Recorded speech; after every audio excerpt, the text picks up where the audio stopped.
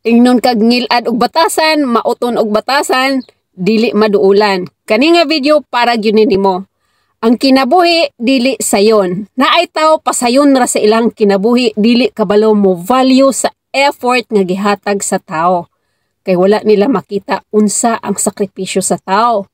Unya ikaw nga giabusar, mausob gyud ka ngadto nila kay nakita nimo mga toxic og kinaiya, mahutdan kag pasensya, pati imuhang kaugalingon mahurot ngadto nila. Gusto nimo mo distansya para naay kalinaw imuhang panghuna-huna. Unya dauton kanila mga istorya na usob na ka, ngilad kag batasan, maot kag batasan, dili ka maduulan, na usob na ka, tanang mga negatibong pangdaot diha nimo ngadto sa mga marites. Nya kana ra ba sila? Walay ambag sa imuhang kinabuhi sa panahon nga nag-inusara ka. Ang mga tao lain-laig opinyon, dili nato ma-please tanang tao. Naay sitwasyon nga dapat gyud nato ipakita nga nakataas ato ang kilay. Dili tanang sitwasyon nga buutan ka sa mga taong abusado. Tao ra ka. Naatay tagsa-tagsa nga limitasyon, dili tanang panahon nga buutan ka.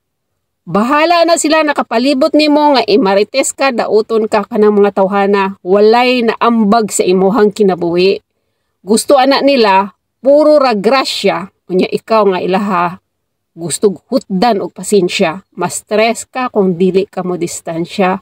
Apektado imuhang kaugalingon, magka-mental anxiety ka, unya magkasakit ka, kanang mga tawana, wala na'y pakialam nimo.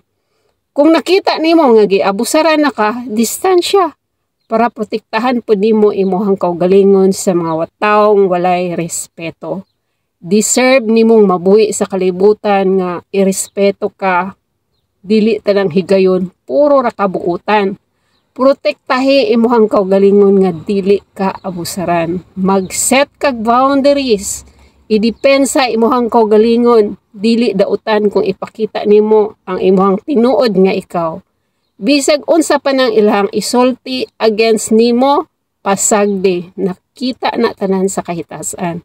Pero kung ikaw nasayop, magpaubos ka, magsorry ka.